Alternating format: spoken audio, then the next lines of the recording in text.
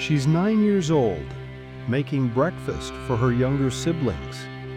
Not because anyone asked her to, but because she noticed the exhaustion in her mother's eyes last night.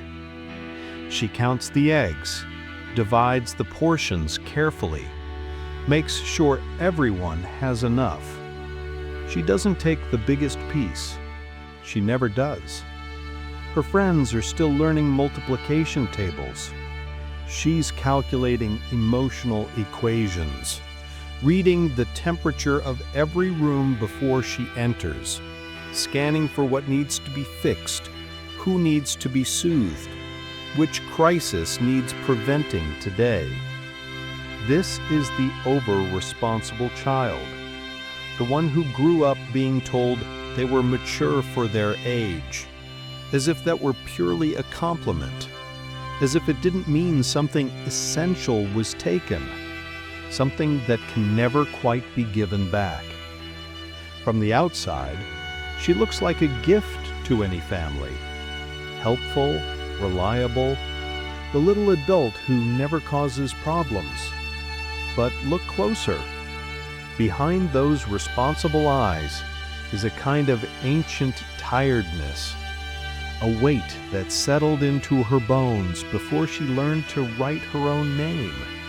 Because responsibility, when it arrives too early, doesn't develop character, it erases childhood.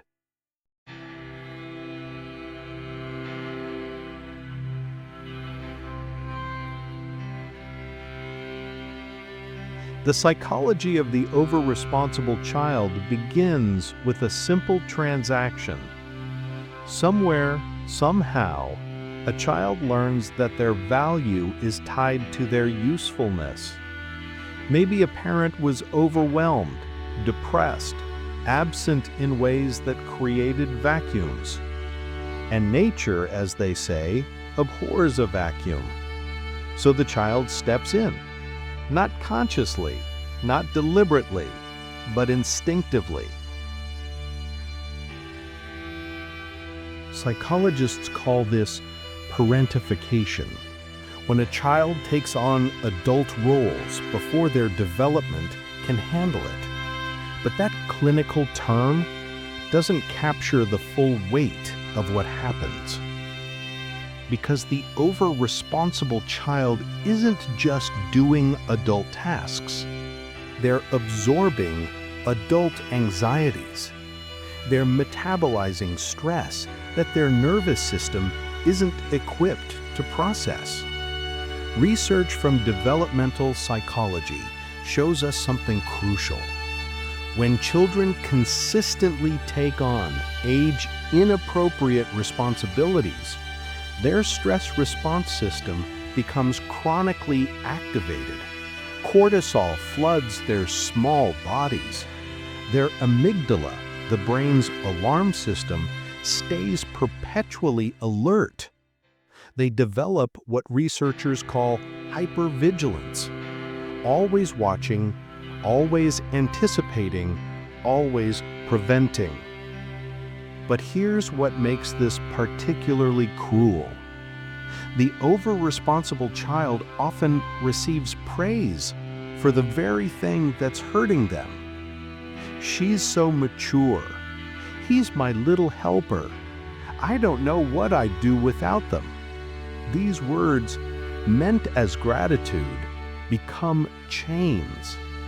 Because now the child has learned something dangerous. Love is earned through service. Worth is measured in usefulness. Rest is selfish. Think about the invisible labor of the over-responsible child. She remembers which bills are due when her parents forget. He mediates between fighting parents, becoming the family diplomat at age 7. She monitors her younger siblings' homework, their moods, their needs, while her own homework sits unfinished.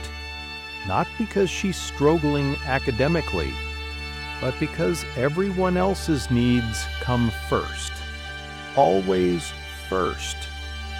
This child develops a peculiar kind of intelligence. They can read micro-expressions like ancient texts. They know when dad's silence means a storm is coming, when mom's laugh is too bright, too brittle. They become emotional meteorologists, predicting storms and preparing shelters before the first cloud appears. Studies in child development confirm this. Over-responsible children score higher on emotional intelligence tests, but not because they're naturally gifted, because survival demanded it. Because when you're responsible for managing adult emotions as a child, you learn to speak a language you're too young to understand. And that premature fluency comes at a cost. The cost shows up in the body first. Headaches that start at age 10. Stomach aches with no medical cause. Insomnia in children who should sleep like stones. The body keeps score, even when the mind has learned to disconnect. Dr. Bessel van der Kolk's research on trauma shows that when children carry adult burdens, their bodies literally age faster. Their telomeres, the protective caps on chromosomes, shorten prematurely. The over-responsible child is aging at a cellular level. Childhood is being stolen not just from their experience, but from their very biology.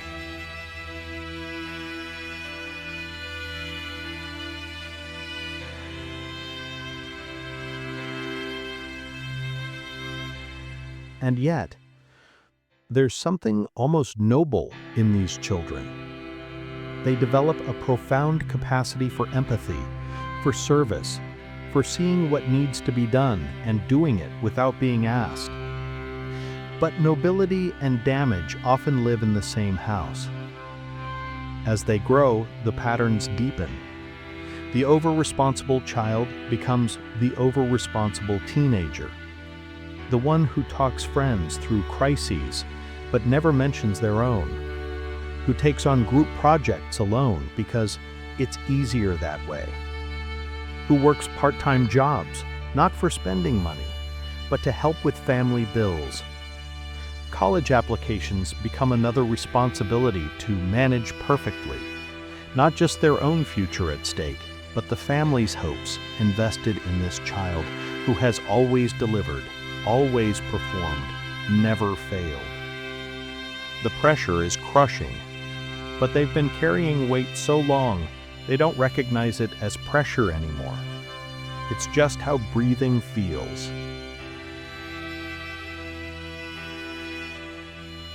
Then comes adulthood, and this is where the real cost becomes visible. The over-responsible child grows into the adult who can't say no, who takes on every project at work, who becomes the emotional dumping ground for every friend in crisis, who enters relationships with people who need fixing, because being needed feels like being loved. They don't know how to receive care, only how to give it. In romantic relationships, they attract partners who lean heavily, who bring chaos that needs managing, drama that needs soothing. The over-responsible adult thinks they're choosing love, but they're choosing the familiar. They're recreating the childhood dynamic where their worth was measured in how much they could carry. Psychologist Dr. Lindsay Gibson calls this emotional labor addiction. The nervous system, wired for crisis management since childhood, doesn't know how to exist in peace. Calm feels wrong. Rest feels dangerous. So they create situations that require their overfunctioning, not consciously, but compulsively.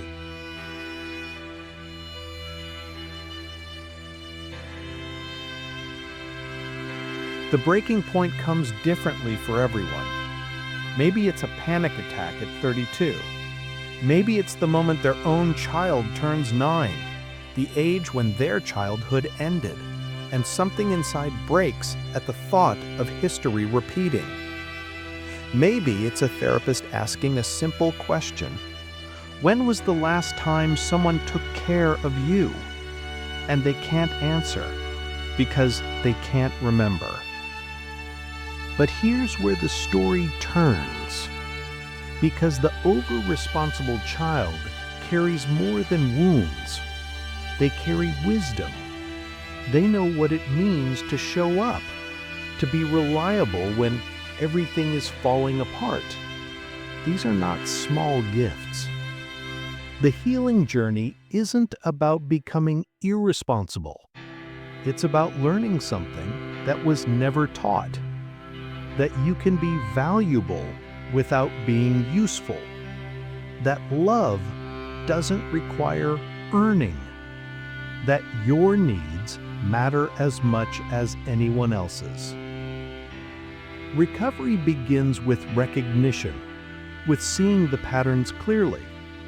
The over-responsible adult must learn to tolerate the discomfort of not fixing everything, of letting others struggle without swooping in, of sitting with problems that aren't theirs to solve. This feels like selfishness at first. The old programming screams that they're being bad, uncaring, wrong. But it's not selfishness. It's balance. Therapy helps, particularly modalities that address developmental trauma. EMDR can help reprocess those early memories where responsibility was first taken on. Somatic therapy can help the body finally release the tension it's been holding for decades. But perhaps the most powerful healing comes from grieving. Grieving the childhood that was lost, the playtime that was sacrificed, the innocence that was traded for competence. This grief is sacred. It honors what was taken. And in that honoring, something shifts.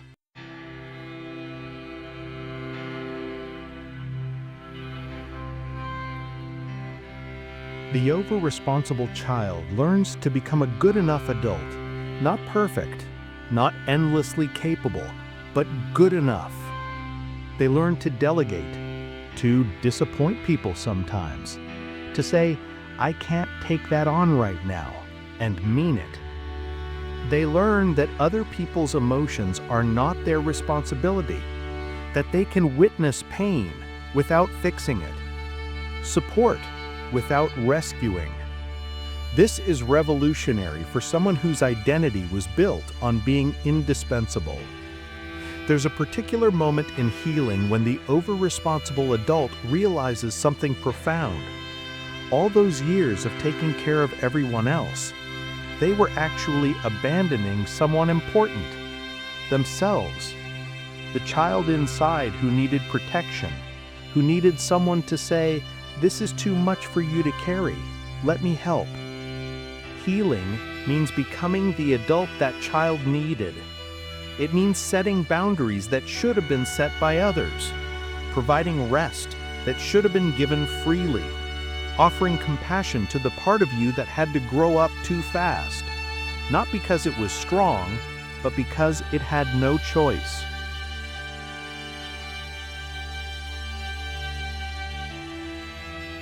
If you recognize yourself in this story, if you were the child making breakfast while your friends were watching cartoons, the teenager managing family crises while studying for exams, the adult who everyone depends on but no one really sees, know this: your responsibility was a survival strategy. It kept things together when they were falling apart.